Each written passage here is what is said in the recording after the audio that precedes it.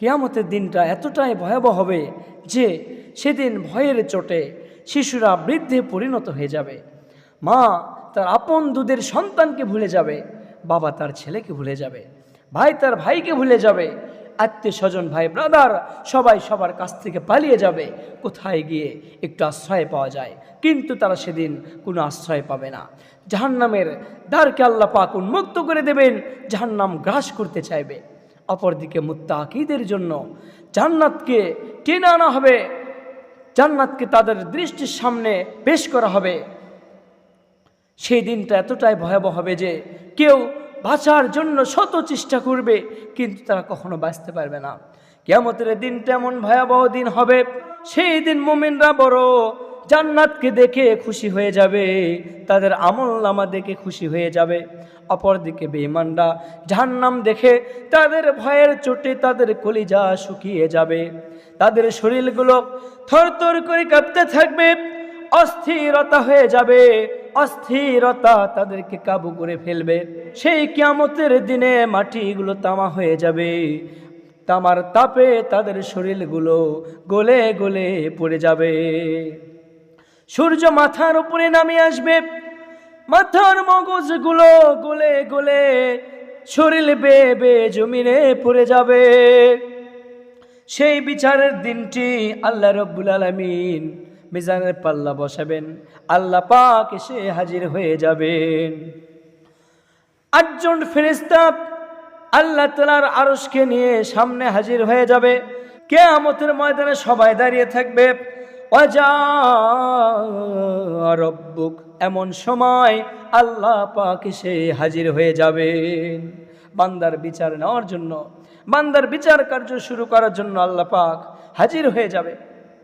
সেদিন আল্লাহ তাআলার বিচার থেকে, কঠোর পাকড়াও থেকে কোনো বেঈমান রক্ষা পাবে না।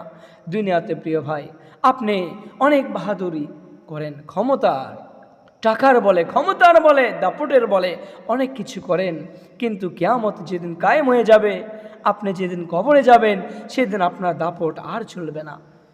আমার প্রিয় ভাইয়েরা, এই বিচারের দিনটা এমন লম্বা হবে, কিতাবের ভিতর আসছে 50,000 বছরের সময় দিনটা একদিন হবে।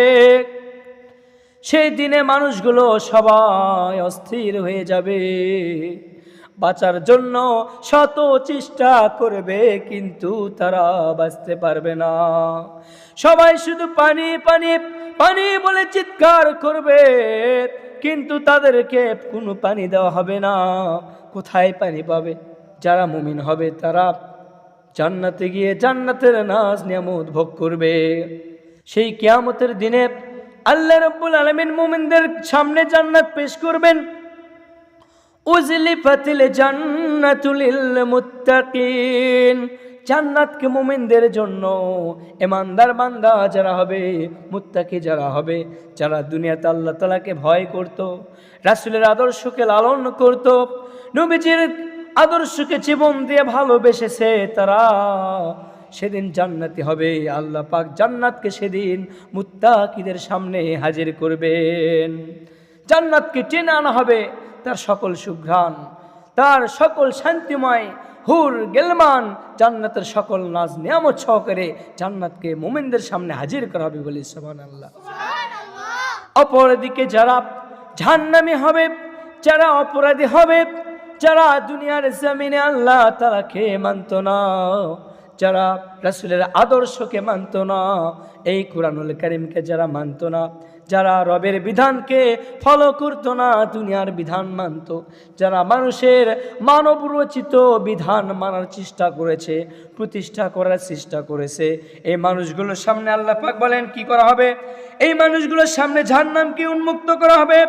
অবুররিজাতিল জাহিমু লিল গাওয়িন, পথভ্রষ্ট যারা হবে, পথভ্রষ্টদের সামনে জাহান্নামকে উন্মুক্ত করে দেওয়া হবে। জাহান্নাম দেখে তারা দৌড়ে পালিয়ে যাবে, কোথায় গিয়ে একটু আশ্রয় পাওয়া যায়, কিন্তু তারা বাঁচার কোনো রাস্তা খুঁজে পাবে না। কারণ আল্লাহ পাক তার হাত থেকে, তার ক্ষমতা এতটাই বিশাল, তার দাপট থেকে, কিয়ামতের ময়দান থেকে কেউ পালিয়ে যাওয়ার কোনো সুযোগ পাবে না।